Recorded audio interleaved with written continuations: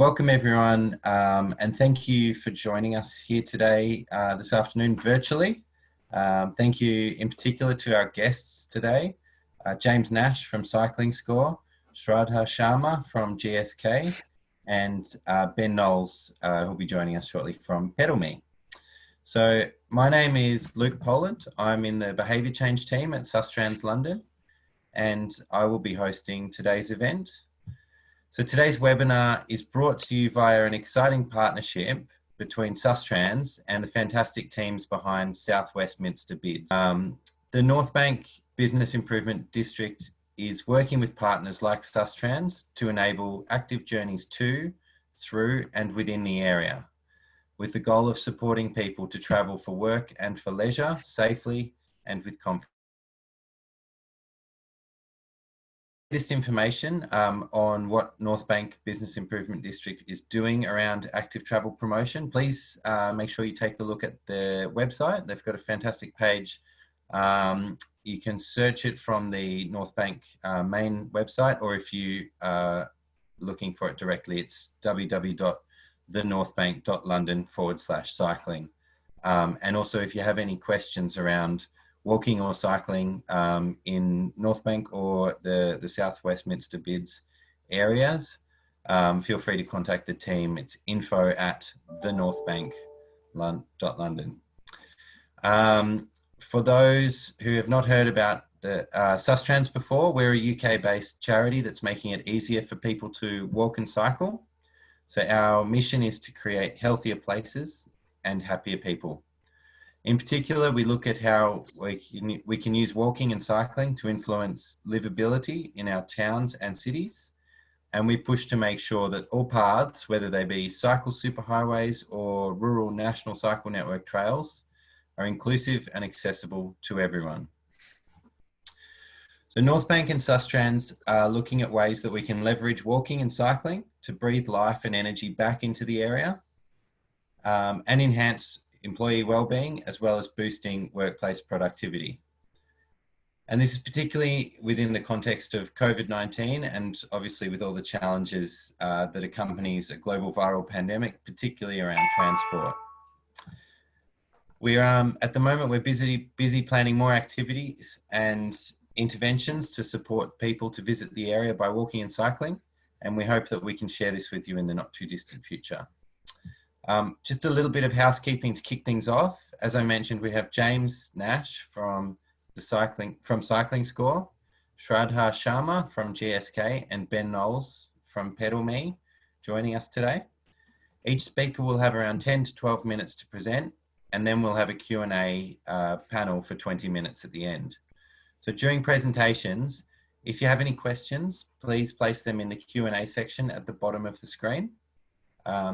If they're for a particular panel member, make sure that you make this clear, or obviously state it as well if you're happy for anyone to respond. You can also use the chat function as per a normal Zoom call, and you can select whether your message is shared with all attendees or with just the panel members. So my colleague from Sustrans, Reese Williams, will be gathering all of the questions behind the scenes and selecting as many as we have time for to pose to our three guests.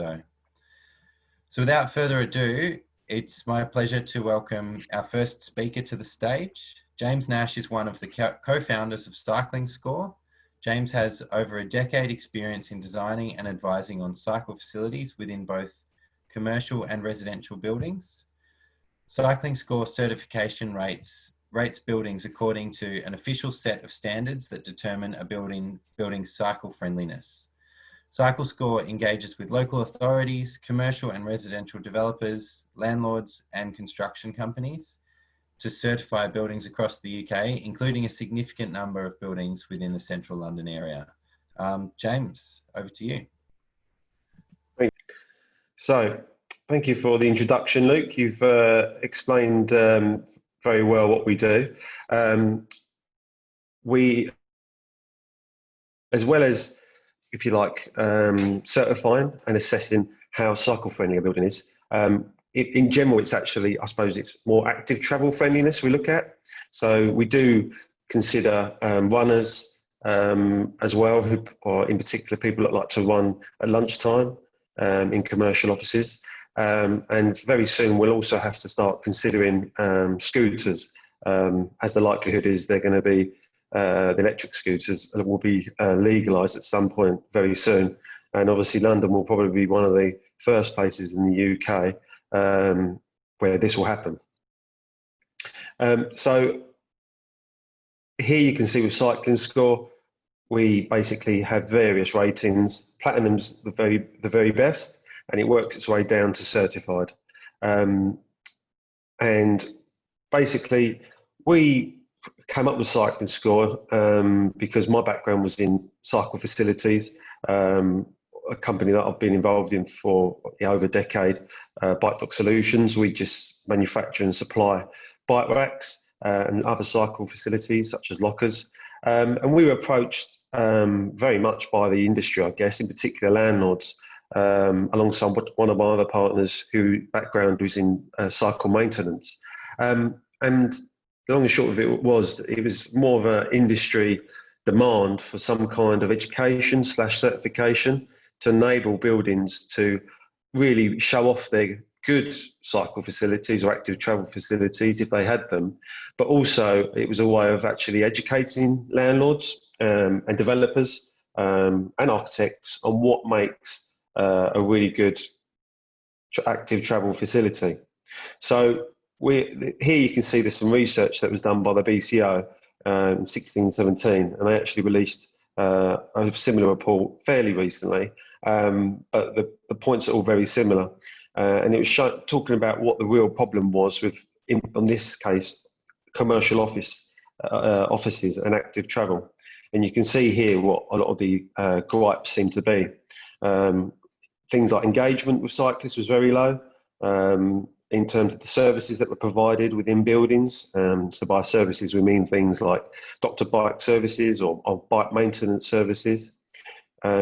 Lack of showers and parking and lockers throughout the whole industry, and also the quality of the infrastructure. So it wasn't just there wasn't enough of it. If it was provided, often it was substandard. So that was from the BCO. And through our background and various customer database that we have through our other businesses, we actually did our own research when we started approximately 3 years ago. And here you can see firsthand what our respondents said. And these are just normal people who are going to and from work or living in London. And you can see 62% of their of recipients had a gripe with the showers that were within their buildings. 28% had an issue with being able to park their bike, and 9% said that access was an issue to actually get into the building with a bike. So as you can see, there was a number of issues here. It's not a case of just a building that needs to supply enough bike racks. There needs to be a more holistic approach. Here is some of the key messages for employees. On the whole, I'm sure everyone on this call knows the benefits of cycling, but it's also a useful slide to see. And here it gets really interesting, particularly for employers. And this is to see the relationship between employee retention and good active travel facilities.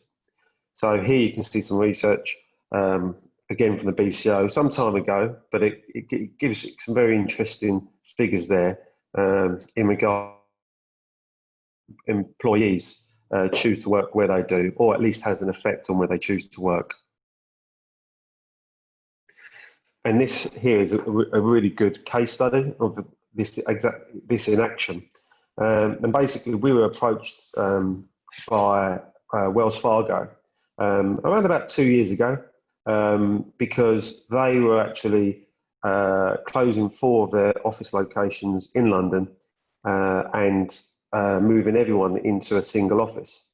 Now, one of the main reasons when they approached us and said, we want to engage with Cycling Score, is because they had a real issue with employer retention. And what they were finding were that a lot of employees on their exit interview would bring up the poor standard of active commuter facilities that were within their premises.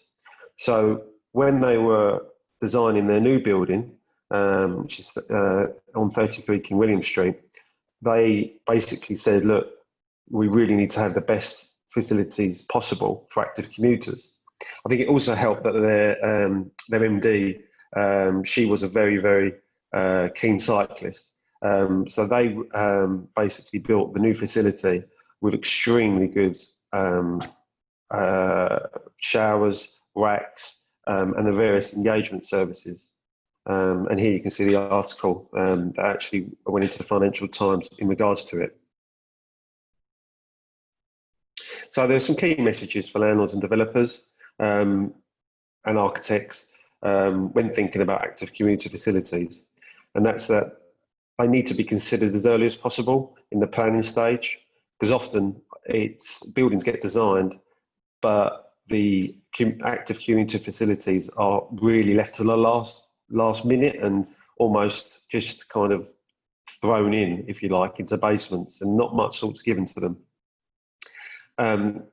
They're actually now finding that a lot of their tenants would prefer to have bike parking spaces than car parking spaces. And we're seeing this across London, not just with Cycling Score, but with Bike Dock Solutions. We're installing an awful lot of bike racks in what were basement car parking facilities for employees. And what's interesting is that the British Council of Offices, on some research, also found that the active commuter facilities didn't necessarily affect the rental that a landlord could get, but more that it's actually becoming the norm. So it's actually, the fact is, if good facilities aren't provided, then businesses are getting left behind, or landlords and developments will be left behind at the letting stage.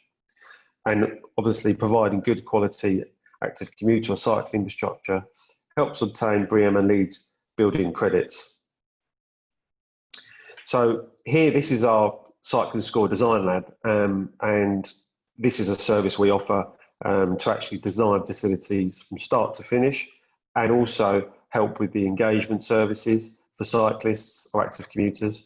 And then after that, once we've designed it, it also will get the certification applied to it. And we always design a building standard.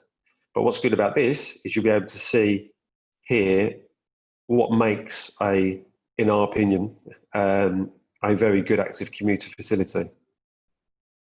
So it's obviously the bike parking or scooter parking, as soon could be the case, needs to be of good quality.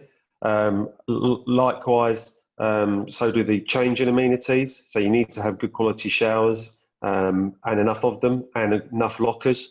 And on the lockers point, it's all well and good to provide lockers for all the number of bike racks you have for the cyclists, but also we like to see an over provision by around about 20%, the same as the WELL certification, because this caters for people that would like to go running at lunchtime or run into work, which is becoming more popular. Look and feel, we think is really important. We want to see graphics on the walls. We want to see graphics on the floors. We want these basement spaces that at best tended to be whitewashed, if you like. We want them to feel alive and more like front of house reception areas of commercial office spaces. So we consider that as well. And here are some of the projects, just to give you an idea of the what I've just said in practice. And these are projects we've designed over the past year or so. And the cycle facilities are extremely important, i.e. the infrastructure. But the other part of what we look at and we help with is the engagement services within a building. So via engagement services, and by engagement services, we mean things like bicycle user groups and platforms such as Strava or Love to Ride. And this is where cyclists can interact with each other who go to and from a building. Some people like to compete, if you like, with each other on their way into work. but obviously going in from different locations. We like to see pool bike schemes so that people can actually use bikes that aren't necessarily theirs. And these are becoming a lot more popular now, and a lot of the new schemes we're helping with. Security services are great as well, such as bike tagging. Discounts as well. We like to recommend, see building owners recommending in companies for to their tenants that will give them access to discounts on cycle products, maintenance service such as Dr. Bike, laundry services, cycle training, and these can all be provided platforms as well. Great. The case study of I might just, sorry, cut you off, James. I think we just have to stick to time. I really appreciate that. No problem. Fantastic. Maybe we'll be able to get the slides shared afterwards as well, that we can. Of course you can. That is the bulk of it anyway. We can share the rest of the presentation with the audience that way. Brilliant, no problem. Next up, it's my pleasure to welcome Shraddha Sharma. So Shraddha is a travel plan coordinator working on sustainable transport projects at GSK. So GSK has earned a reputation for their ongoing commitment to supporting staff to travel by walking or cycling. Over a number of years, this commitment has resulted in an impressive sustainable mode share within the workforce. Thank you, Shraddha, for taking the time to share your own and GSK's experiences with us. Thanks very much, Luke, for the introduction.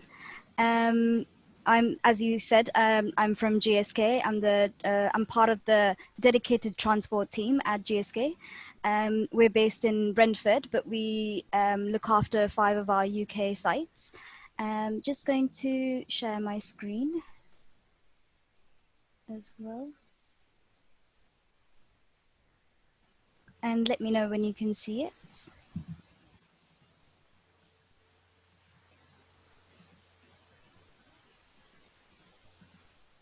Is that up there yet? Yeah, that's there. That's great. Thank you. Perfect. So as I said, I'm part of the dedicated team at GSK, and today I'll be talking about some of the facilities and best practices that GSK has to support their active commuters to work. So I think it's very important to begin with to have a transport team in your office to look after the facilities that James just spoke about, to encourage more and more people to adapt their commuting habits and change their travel behavior. Changing from lone car users to active travel, or even public transport users, or even car sharers. So the way we do this is through participating in programs like Love to Ride, which James just talked about. We also do many roadshows during popular times where we pick a popular spot during lunch times, and just speak to our staff to encourage them to travel more sustainably. And we encourage all kinds of sustainable travel, from walking and running to cycling, public transport. We even have a shuttle service to and from the popular railway stations, as well as the underground stations. And we also encourage car sharing. We're not encouraging car sharing at the moment because of the given situation, but we do do this for people who are currently living in the same household, or have their support bubbles with other households. Like James said, it's very important to have a cycle parking in your workplace, and we have around 300 of bike parking, and they're two-tier. They're very different kinds of parking as well. We have the Sheffield stands, as well as the 2-tier ones, and the sort of the loop parking as well. We have the drying cabinets available for cyclists and runners who wish to cycle in the bad weather.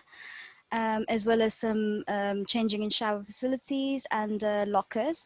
Now, these lockers have now been replaced with the current sort of, not the mechanical ones, but the ones that open with swiping your badge. So that's the latest technology we have now. So these ones shown in the picture are opened with the key.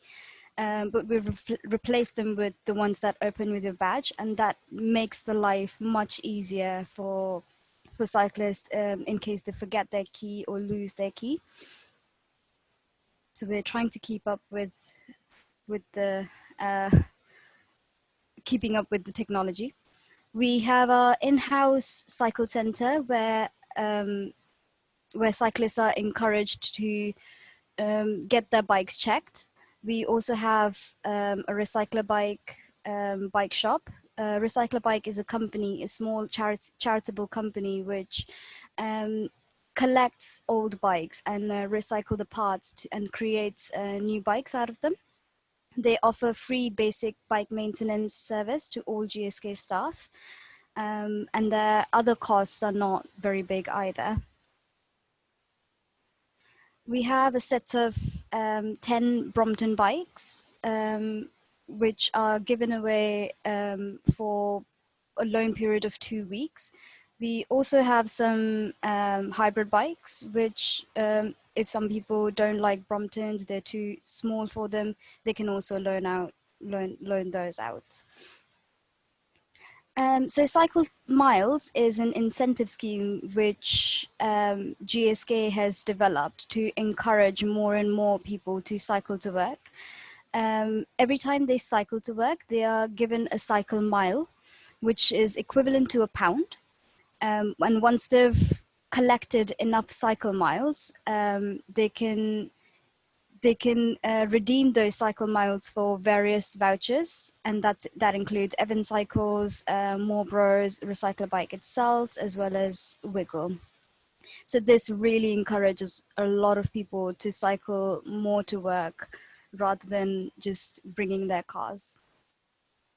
Another incentive scheme that we're part of is Love to Ride, like I said earlier, and I think that's about it. Over to you, Luke. Excellent. Thank you so much for that presentation and sharing what GSK has been up to. Really interesting to hear the kind of range of different things that you've got on offer there, and some of the results that you're getting as well. So that's great.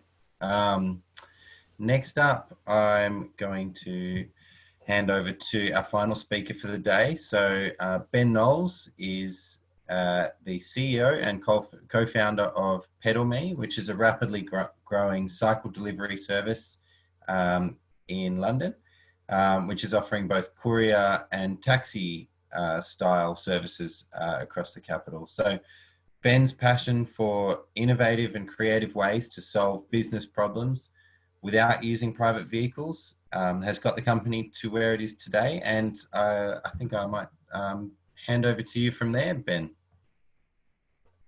Welcome. Hello, everyone. I'm CEO and co-founder of PedalMe.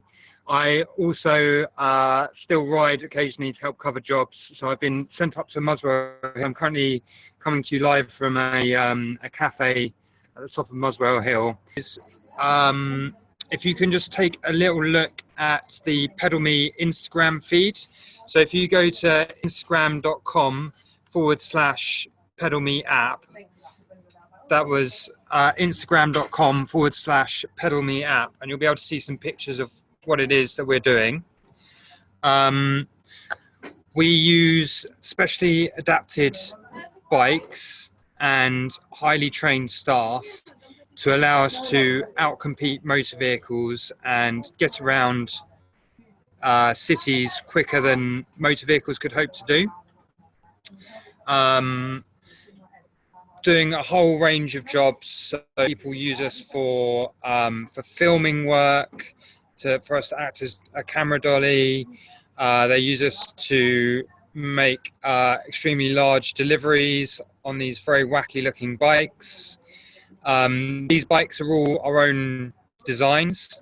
We've designed them from the ground up to allow us to do the types of job that we do, which are primarily, it's normally business to business deliveries, but we do also do deliveries, and we have tech features to support that. We in general, I think everyone who's in London anyway can see the rate at which traffic is escalating in the city.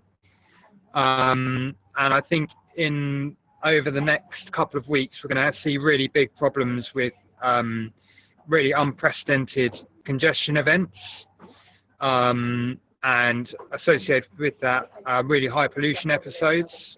And I really think it's a really good time to be looking at moving away from using motor vehicles as much as you can. That doesn't have to be using us, but also encouraging staff to walk and cycle in other ways that aren't motor vehicles, because I really think that over the next period we're going to really see a massive slowdown on the roads. But we do also offer taxi and delivery services.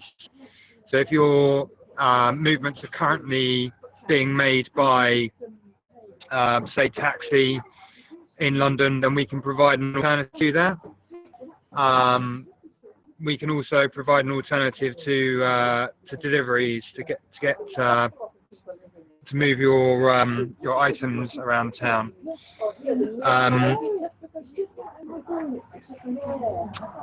One really interesting case study was that at the start of lockdown, we were doing all the logistics for Lambeth Council for their home deliveries to shielded individuals.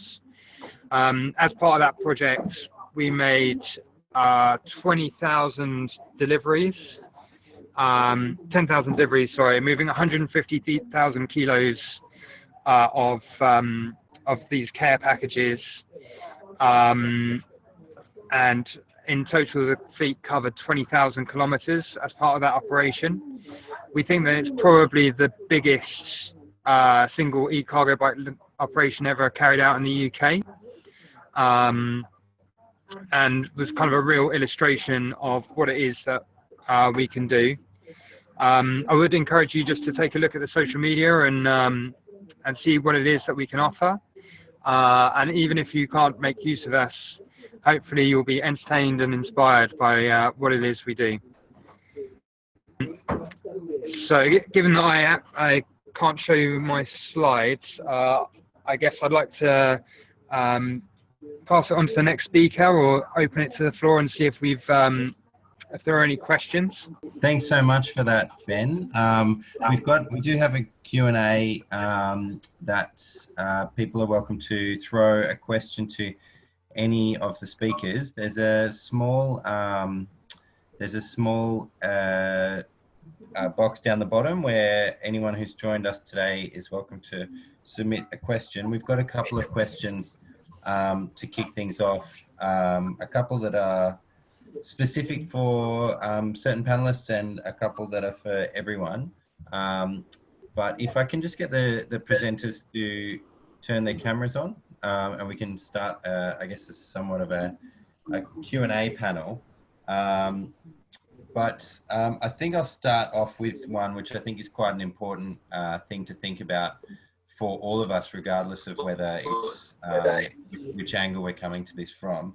But I guess, how can we promote accessibility for everybody through walking and cycling in businesses and to and from the workplace? I think often accessibility comes up as a thing that promotes or is used to promote, I guess, maintaining car access or car exclusive access, and actually what opportunities have each of you come across to promote accessibility using active modes? Has anyone got any thoughts to kick things off? Yeah, I think with accessibility, a lot of if you like, errors that are made in buildings, it's just come through poor planning when the building's originally designed. This is obviously to do with actual when accessing buildings with bikes in particular. And a lot of the time, I think buildings were designed without, yes, definitely without cyclists in mind. So you don't have steps rather than ramps. And they'd look to have like only goods lifts, not actual lifts for cyclists, if it wasn't possible to put a ramp in. So I think a lot of it comes down to design when you're looking at buildings themselves, but also I guess it's accessibility for cyclists and active commuters in general on the roads. A lot of it's just down to planning, I believe. I mean, in terms of accessibility, we have worked with a range of different groups. So we worked with, there's a charity called Wheels for Wellbeing, who are an amazing inspirational charity that you should definitely check out. Their motto is wheels are our wings, and they're all about empowering people with mobility issues to get around by bike, and they have a cycles. What we've done with them is we've carried out an assessment on our bikes on the range of impairments that can make use of our service as a taxi service, and we have given people with a range of different mobility issues lifts. The main issue seems to be that people who have physical impairments, it's associated with low, poorer employment prospects, and so gaining access to a taxi service financially is more challenging, and that's one of the challenges to overcome. So, I'm going to share my idea in terms of accessibility to the workplace from their home. I think sharing the maps from the TfL website. Also, there are several apps now that that show the route planning for cyclists, and not necessarily just sharing the cycle path routes, but also the ones that are on the road, and also letting them know about the councils that give you the cycle training. That's another thing that could reduce the problem with accessibility. Also giving them encouraging them to having their bikes checked every so often. If someone who hasn't really cycled so much, they're new to cycling, then giving them an access to a bike, having loan bikes at work is really beneficial. And obviously incentive schemes. So during bike week, we give free breakfast to all the cyclists. That's another encouragement that we give them to encourage them to cycle. So yeah, these are some of the ideas to improve accessibility. Fantastic. I've got another question here from the Q&A, which is around safety. So what, in terms of safety, cycling in central London is often, obviously, people talk about the safety of it quite a bit. I'd be curious to hear, obviously, Ben, you're definitely, I think you could call yourself a seasoned cyclist, but from your perspective, the safety of cycling in central London, is there something that I guess workplaces can consider around safety for new cyclists? And are there ways to manage any concerns or perceived problems? Yeah, I mean, I guess the issue with cycling and safety, primarily it's about the feeling of how safe it feels. Because statistically, cycling is very safe compared to, for example, not cycling.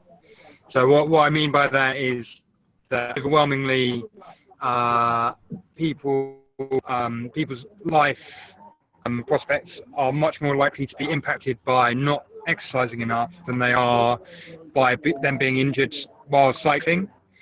But the fear of the perceived risk is very real and does definitely put people off. So it's something like people who cycle regularly have 40% lower mortality rates than people who don't cycle regularly. And what I'd say about managing the risks are all entirely manageable. The difficulty is in helping people see the benefit that they're going to receive from overcoming the barriers and learning the routes and learning the techniques that will allow them to cycle in a way that feels comfortable and safe. For me, cycle training is an incredible thing. We train our riders to a really high standard. We have our injuries are virtually never on a bike. Our staff are overwhelmingly, the injuries that we have on our injury log are almost always received off the bike. They're people bashing their hands while carrying things in and out of doors.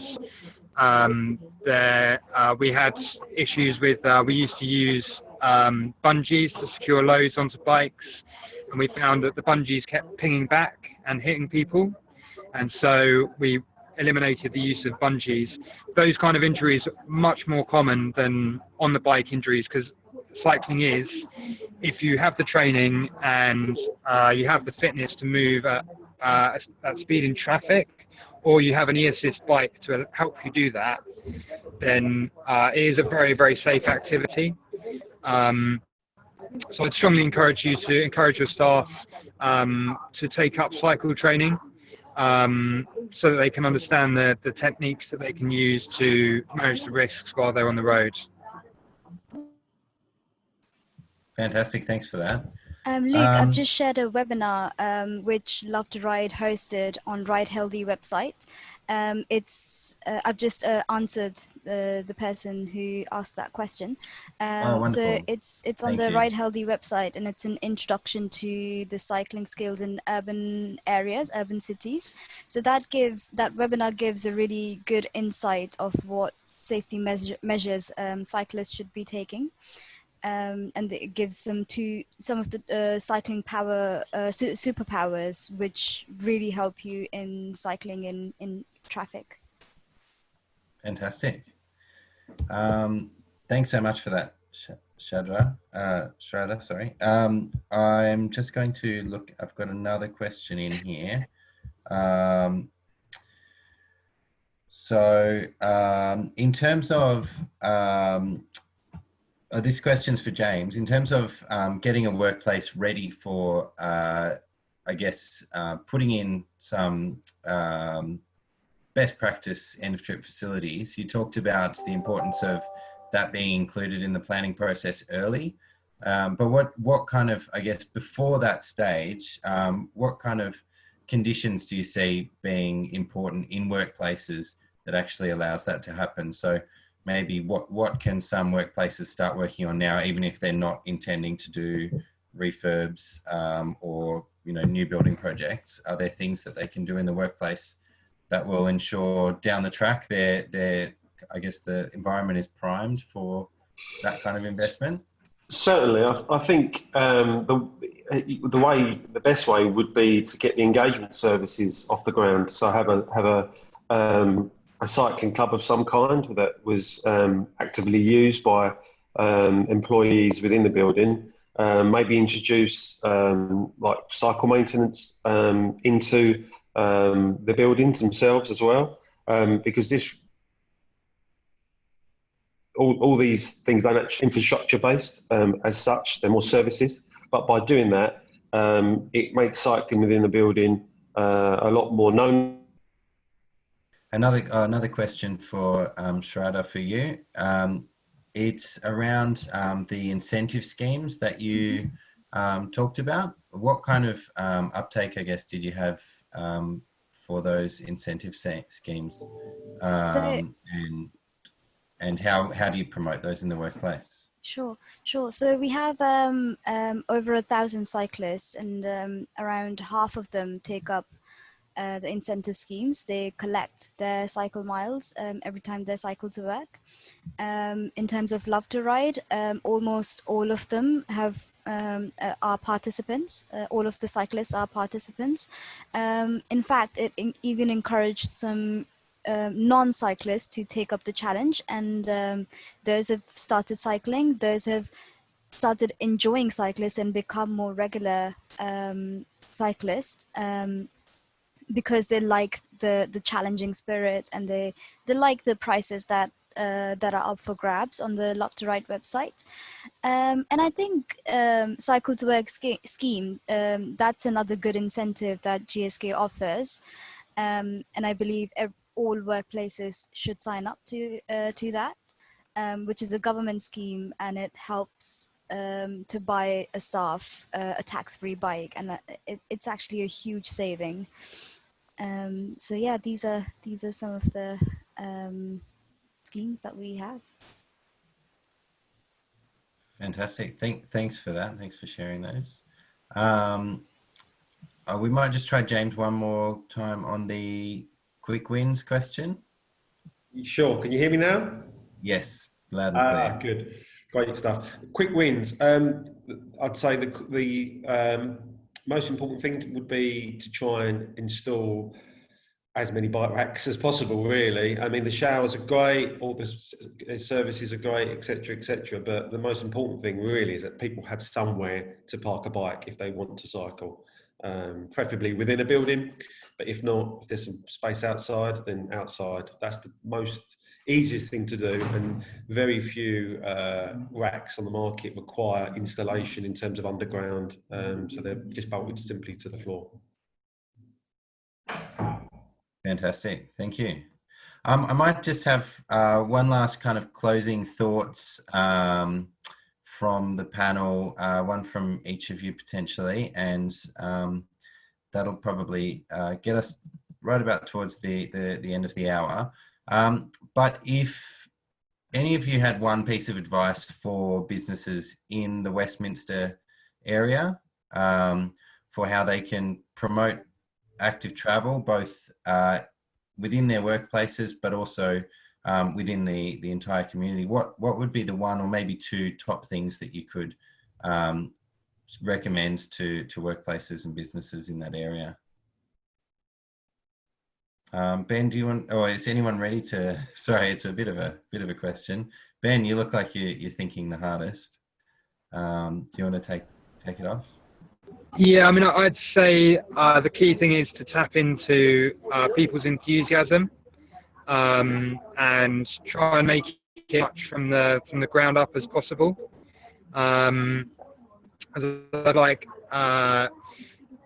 are things that you can impose from the top down that are about facilities and structures and the like, but there will be people within your organisation who already know the power of cycling, for example, and walking themselves, and will be deeply passionate about it, and you can tap into their enthusiasm and their on the ground of the issues.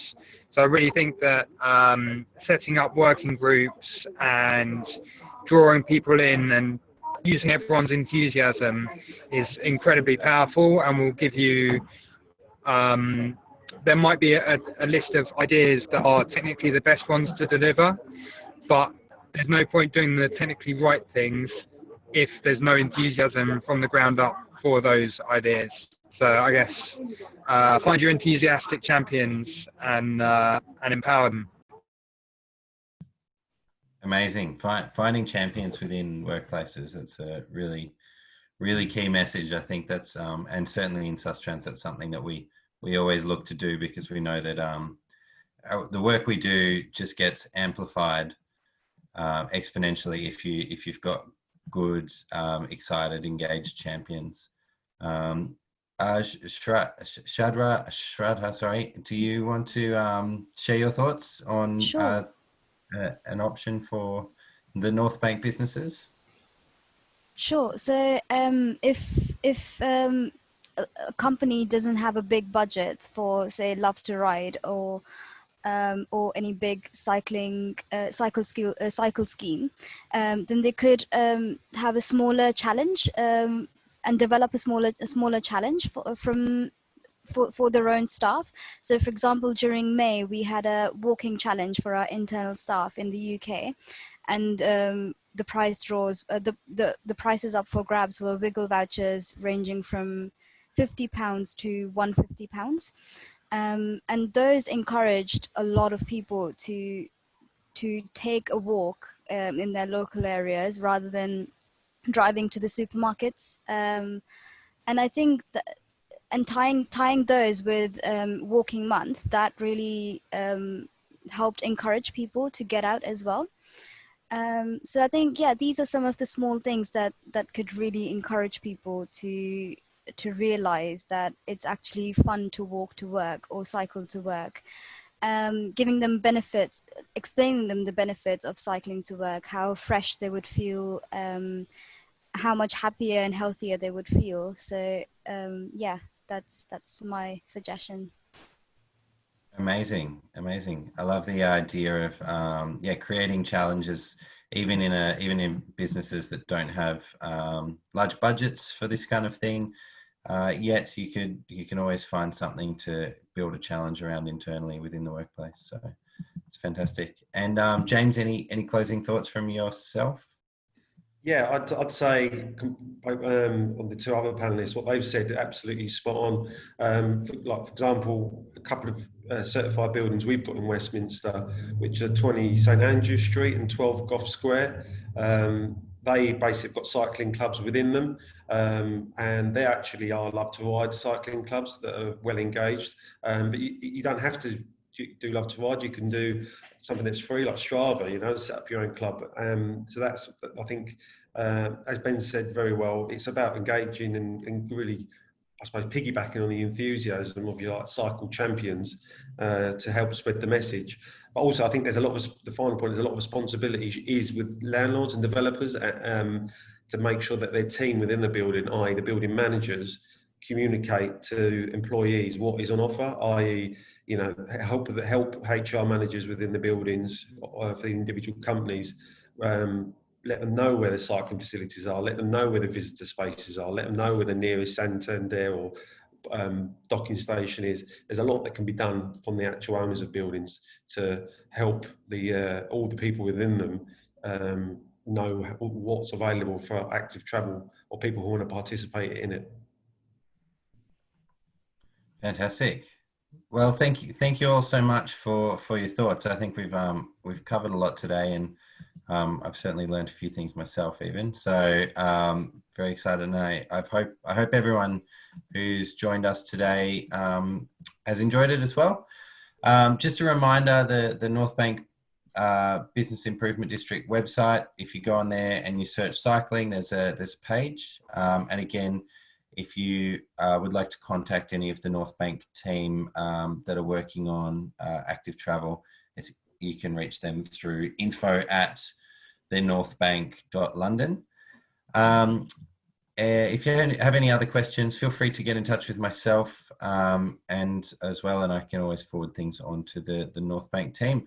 But other than that, thank you very much, Ben, Shraddha and James, for joining us today.